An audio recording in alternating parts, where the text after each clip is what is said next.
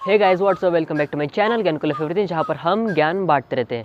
दोस्तों, कभी हम जब एसी का जिक्र करते हैं तब हमने सुना होता है कि जब एडवर्टाइज में भी दिखाते हैं कि 1 टन, 1.5 टन, 2 टन का एसी जो होता है, तो इसमें टन का मतलब क्या होता है? सब पहले तो मैं भी ये समझता था कि मतलब टन इज इक्वल टू मतलब 1000 किलो, जैसे हम कहते हैं कि 1 ton is equal to 1000 kilo वजन के हिसाब से। मुझे ऐसा लगता था कि एसी इतना वजनदार होता है, लेकिन बाद में फिर पता चला कि एक्चुअल टन का मतलब वो नहीं है जो मैं समझता था। तो आज उन सारी चीज़ों के बारे में आज इस वीडियो में बात करेंगे। सो बिना टाइम वेस्ट के लेट्स गेट स्टार्टेड। अब एसी में टन का मतलब समझने से पहले हमें ये समझना पड़ेगा कि एसी वर्क कैसे करता है, उसका कॉन्सेप्ट क्या है। तो सबसे पहला सवाल कि क्या एसी ठंडी हवाएं छोड़ता है? तो हाँ।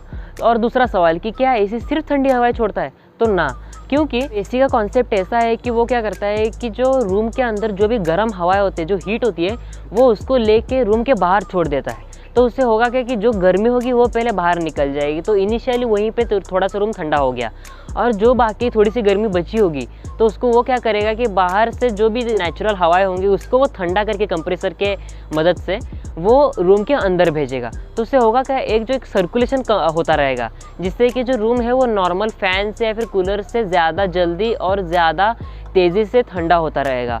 और इसी की वजह से एसी, शायद हमने सुना होता है कि एसी की जो रूम्स होते हैं जिसमें एसी होता है वो थोड़ा सा मतलब एयर टाइट होते हैं, मतलब कोई दरवाजे या खिड़कियाँ खुली नहीं होती, क्योंकि अगर ऐसा हुआ तो फिर वो जो वेंटिलेशन है वो ठीक से नहीं हो पाएगा और ठीक से एसी जो है वो उस रूम को कूल नहीं कर पाएगा।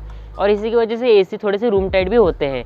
तो इन शॉर्ट कॉन्सेप्ट क्या है एसी का, कि जैसे हमें पता है कि एसी में दो मतलब इनलेट और आउटलेट दोनों होते हैं। तो वही क्या करता है कि इनलेट में से वो जो हीट है, जो गर्म हवाएं हैं, वो रूम में से लेकर बाहर छोड़ देता है, और जो आउटलेट है उससे जो बाहर की हवा है उसको अंदर लेके फिर हमारे रूम के अंदर छोड़ता है ठंडा करके, जिससे कि रूम जो है बहुत ज़्यादा ठंडा तेज़ी से हो जाता है। और इसी की वजह से हमें एसी में बहुत ज़्यादा ठंडी महसूस होती है। और तो हम जान लेते हैं कि टन का मतलब क्या होता है। कि टन का मतलब रेफ्रिजरेशन में ये होता है कि 24 आवर्स में प्योर आइस को 0 डिग्री सेल्सियस में कितनी हीट ट्रांसफ़र करनी पड़ेगी कि 1 टन मतलब 1000 किलो आइस को मेल्ट कर सके। और यहाँ पे जो वैल्यू निकल के आया वो था 12,000 BTU या फिर 3517 वाट्स। अगर आप कहोगे कि BTU का मतलब क्या है, तो फिर वो एक एब्रिविएशन है कि ब्रिटिश थर्मल यूनिट का, और उसका डेफिनेशन ये है कि एक एटमॉस्फेयर के प्रेशर में 1 पाउंड के लिक्विड वाटर को 1 डिग्री फ़ारेनहाइट से इंक्रीज़ करने में जितनी एनर्जी की ज़रूरत पड़ेगी उसको BTUs में मेजर किया जाता है। तो 1 ton is equal to 12,000 BTU measure किया गया है। तो मतलब जो एसी है वो 12,000 BTU की जो एनर्जी है, मतलब जो हीट है, वो 1 आवर्स में डिसिपेट करता है, मतलब बाहर छोड़ता है, तो उसको 1 टन कहा जाता है।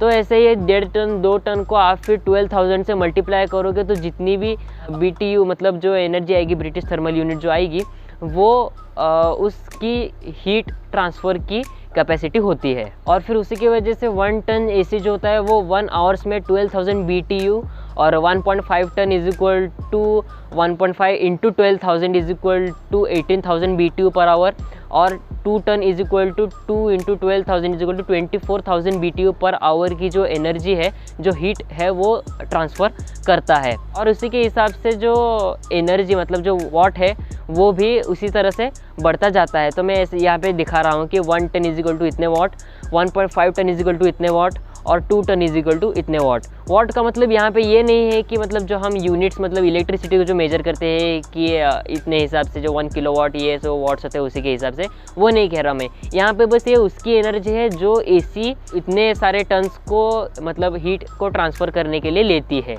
तो जो एडजस्टेबल एसी होते हैं वो क्या करते हैं कि उसी में जो कंप्रेसर होता है उसकी जो फ्रीक्वेंसी होती है कि जितने हिसाब से वो हीट को वो ट्रांसफ़र करेगी, उसी को वो बस एडजस्ट करता रहता है। जिससे होता क्या है कि जितना हमें हीट ट्रांसफ़र कराना है उतना ही वो हीट ट्रांसफ़र होता है। तो 1 टन से 2 टन के बीच में वो एडजस्ट करता रहता है, और उसी के हिसाब से हमारी इलेक्ट्रिसिटी है वो भी उतनी ही कंज्यूम होती है।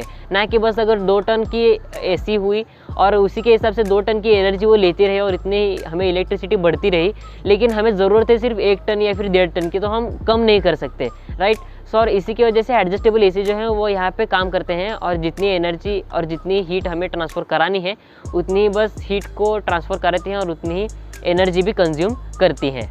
सो आई होप आपको पसंद आ गया होगा और समझ में आ गया होगा ये वीडियो कि कैसे एसी में जो टन्स होते हैं उसका मतलब क्या होता है। और टन का मतलब एक्चुअल में यहाँ पे हुआ कि 1000 किलो, लेकिन ये एसी का वज़न नहीं हुआ, ये वज़न हुआ कैलकुलेशन का जो हमने किया कि 1000 प्योर आइस को मेल्ट करने में कितनी हीट की ज़रूरत पड़ेगी उसको टन्स में मेजर किया जाता है और उसको बस रेफ्रिजरेशन में दिखाया जाता है, ना कि एक्चुअल में हम मतलब इस हिसाब से ये नहीं है कि फ्रिज के अंदर या फिर एसी के अंदर ऐसे ही 1 टन का प्योर आइस रखा गया है, ऐसा कुछ नहीं होता। लेकिन हाँ, एक यूनिट है जिसपे एसीज को मेजर किया जाता है और इसकी वजह से यहाँ पे टन का उपयोग किया जाता है। और यही सेम जैसे एसी वर्क करता है वैसे ही रेफ्रिजरेटर मतलब फ्रिज वर्क करते हैं। और यही फैंस में, नॉर्मल फ़ैन और कूलर में और एसीज़ में यही डिफरेंस होता है कि जो फ़ैन और कूलर होते हैं वो क्या करते हैं, सिर्फ ठंडी हवाएं छोड़ती हैं, लेकिन एसीज़ जो हैं वो क्या करते हैं कि जो गर्म हवाएं हैं उसको बाहर छोड़ के सिर्फ ठंडी हवाओं को अंदर छोड़ते हैं, जिससे कि बहुत ज़्यादा हम टेम्परेचर को कम कर सकते हैं।